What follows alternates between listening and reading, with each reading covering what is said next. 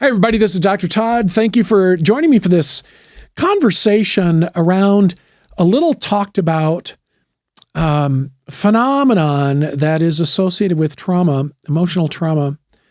That is this urgency to run. And this can show up in a number of ways, right? I mean, it could be like we're sitting in a room and we just are experiencing almost this sense of panic, like we have to get out of there, almost like we're in a burning building or something, or this almost like a claustrophobia kind of, I have to get out of here sort of thing. Or you're in a relationship and things seem to go well, and all of a sudden there's just, I got to get away from this person. I just got to go. I have to leave this relationship. I've got to run.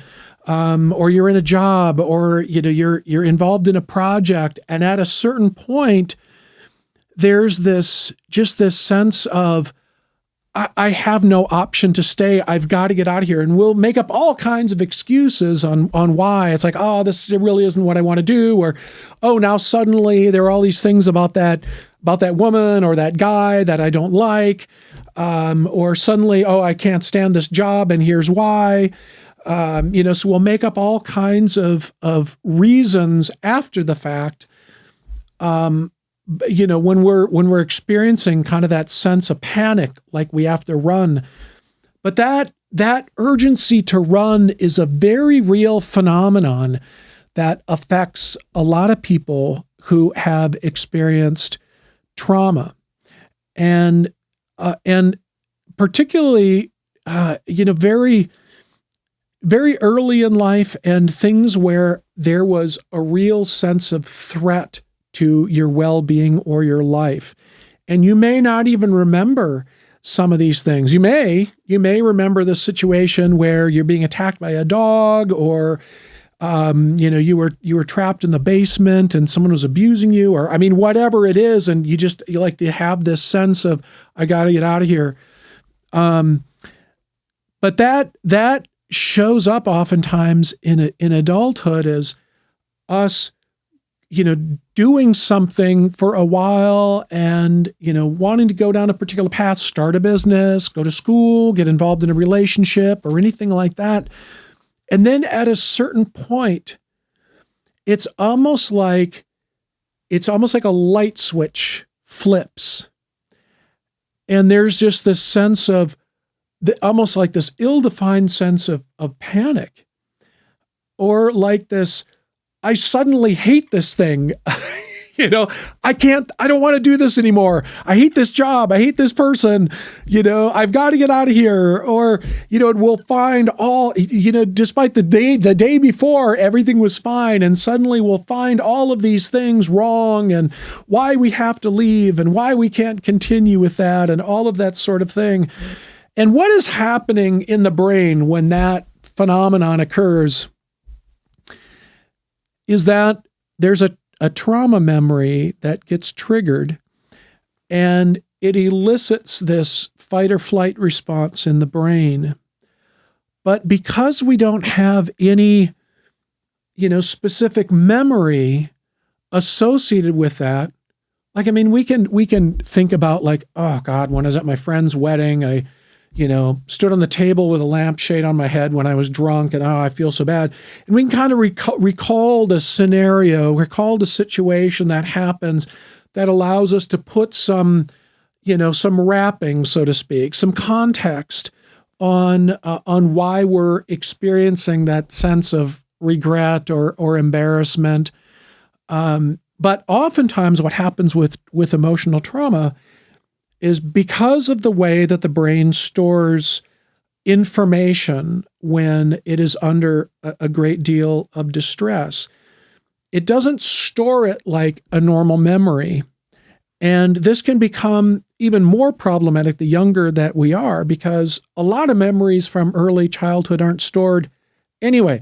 Most of us can't remember anything that happened before we were about 5 years old. Sometimes we'll have a little flashbulb memory of like laying in our grandma's living room or whatever, sitting by the lake or being at the pool or whatever.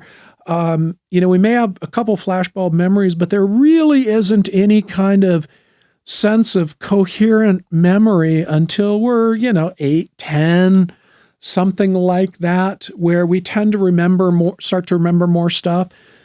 But prior to that, in particular, if we experience something that was very distressing, the emotions associated with that event are stored in an area of the brain. They're not technically stored just in the amygdala, but it's regulated by the amygdala, with those emotional memories that are stored. And kind of the factual information around that situation to give us some context around that emotion, that stuff just never really gets stored very well, if at all. And so we enter into adulthood oftentimes, with these suddenly being triggered with these just almost these floods of emotion that we're like, I don't understand where this is coming from. I mean, suddenly my day was going great, and all of a sudden I just feel this intense emotional collapse. All of a sudden, like everything feels terrible, everything feels hopeless. And it could be just like the most, the waiter forgot to bring us a fork. I mean, it could just be anything that can trigger that emotional cascade. And one of the things that can get triggered is this fight or flight response where we feel like we are in some kind of danger, or at least the emotional tone is that way. And it's like, I have to get out of this situation. And because we don't have any context to make sense out of that emotion, what our brain does is it starts building a scenario to kind of put some wrapping around that emotion. So now the emotion makes sense. Otherwise, it's really disorienting. It's like, I have no idea why I'm feeling this. So then what we'll do is, if we happen to have some, any kind of sensitivity around a relationship or something, then it's, oh my God, I have to get out of that. When in fact, there may have been nothing wrong with the relationship. There may have been no red flags. There may have not been anything bad that was going on, but suddenly this trigger from when we were very young comes up, and our brain is like, all right, how do we make sense of this? How do we make sense of this? It's like, okay, it must be the job, must be the boyfriend, must be the whatever, or girlfriend, or whatever it is. And then our brain quickly starts going through the Rolodex to say, oh yeah, and they said this, or oh yeah, and then this happened, and oh yeah. And then we start rapidly building a case for why we have to get out of here, or why I have to quit school, or why I have to quit this job, or why I have to get out of this relationship, or why I need to move, why I need to get out of the state, why I need to get out of this room. And there are a few ways that this had shown up in my own life. And one, when I was my previous professional life, I was a chiropractor. Before going into mental health, and back in the day, and I had a degree in nutritional biochemistry as well. And throughout all of those early years, I would have to sit in the back of the classroom, because after about 15 minutes, I would start getting kind of this panic response. Like, I literally cannot sit here any longer. I have to get up and get out. And, in the field of psychology, oftentimes that's kind of called ADHD sort of thing, or sometimes we just have trouble concentrating, and, we feel like we have to run, kind of like that can't sit still, can't concentrate sort of thing. But, the reality is that that's coming from somewhere, right? And most of the time it's coming from a panic response, a fight or flight response from something that happened very early in childhood. And so the question is, what do you do about that, right? because many people who've experienced trauma end up going from job to job, are involved in, they'll go from being a writer to a photographer to working in sales to, just kind of jumping around all over the place, or they'll only get a couple semesters in school, then they have to go somewhere else and do something else, and a lot of that is because of some trauma that happened early on. And so, what do we do? This is probably one of the more difficult things to deal with, because unlike traumas that we can remember, and so we can say, I'm getting a flashback from when I was raped at a party when I was 16, or there's something that is coming up from a particular thing, a particular event that happened. And so it's like, then I can orient to that in a way. And even though I may be flooded and all of that, I won't necessarily be like as tempted to quit my job because I'm experiencing a flashback from that event. But when we don't have that kind of context to put around it, one of the things that is really important is to just, and as much as this, it sounds really easy to say, but believe me, I know how hard this can be, is just freaking sitting with that and just recognizing, in the frame that you can put around that is, when you feel that emotional inflection point, you feel that flooding coming up, and all of a sudden you're like, I've got to get out of this relationship. I've got to get out of this job. I got to quit this school, this program, I got to get out of school. Is that just pausing and recognizing, okay, this is coming from a trauma response that doesn't necessarily have any framework around it. And so what is happening right now is that is being triggered, and my conscious mind is just picking something in my life to hang that anxiety on, and then I kind of like run away from that as a way of feeling like I'm getting away from whatever is causing the pain, when in fact what is causing the pain happened a long, long time ago. But those emotions were stored in the memory without really any context around them. And when they get triggered, just being aware that, I can recognize this familiar feeling. I can recognize this feeling of needing to get out, and I can already feel myself starting to build a case for why I need to quit that job, or I can already feel myself starting to build a case for why I have to leave this relationship, or I can feel myself building the case for why I have to quit school, or I can feel myself building the case for why I have to sell my car or move out of town or get rid of my roommate or whatever. And it almost doesn't matter what it is. If we can recognize that feeling of all of a sudden there's just this, we just latch onto something and there's this feeling of panic around, no, this needs to happen right now. And it's like, there is no discussion, right? There is no discussion. I can't go back to that. I just can't go back to that, right? It's like, I can't live with that board being out of place.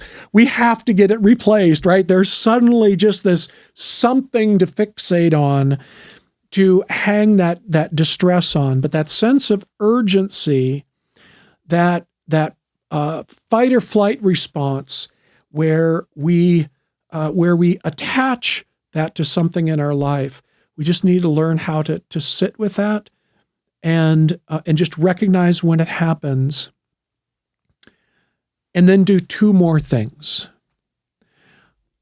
The first of those other two things is, when that feeling comes up, create space for that to exist.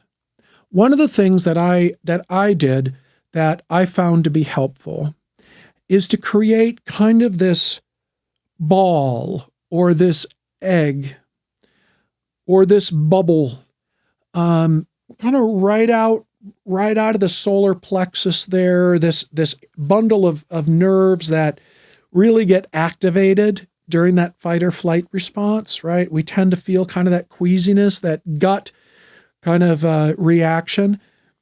So just, if you can, you just recognize when, whoop, that's coming up. And instead of like, I have to flee this, I have to flee that, I have to get out of this, I have to cancel that, then it just allowing yourself to feel that and creating this bubble that feeling can exist in, right? So that when we become flooded, we're like, you know what, I'm going to create this space for that panic response, for that anxiety to reside in. And I'm just going to pause for a moment and allow that to be there. And the next step is to say, is just to ask it, why are you up right now? What is it that you're trying to say? What is it that you're trying to tell me? What are you afraid of? And oftentimes, we won't hear anything. We won't hear any message at all, right? But what that does is that instead of saying, you need to go away, I need to try to stomp this down, you're allowing it to have some space. And just by asking the question, we are changing the relationship that we have with that panic response, with that trauma memory. So instead of trying to run from it, instead of allowing it to take over the driver's seat of our life and end relationships and drop out of, quit a job, move, get rid of a roommate, get out of school, whatever that is, then we can just allow that to have space, and we can just ask it, why are you up? What is it that you're trying to tell me? What are you afraid of? Just that alone will shift the relationship that we have with that. And then the last piece that I think is very important, any of those, and I call these demons, right? Any of these wounded parts of ourself that just get pulled back into the present and all of a sudden seem to just take over our life and make us act in ways that later we're like, oh, man, it was kind of shitty how I quit that job, or man, I wish I wouldn't have broken off that relationship now, or I feel bad about the way that I did that. When those wounded parts of ourselves come up, when those demons come up, when that wounded child comes up, and we can hold space for that and ask it what it needs. Why is it up? Then we can speak to that because we have changed our relationship to it. We can speak to that in much the same way that we would speak to a very distressed child who is just coming unglued, right? Who is just in kind of a panic. And what you would say to a kind of a panicked 2-year-old is just in a very gentle tone. You would just say, I'm here. You're okay. I know you're scared, but you're not alone.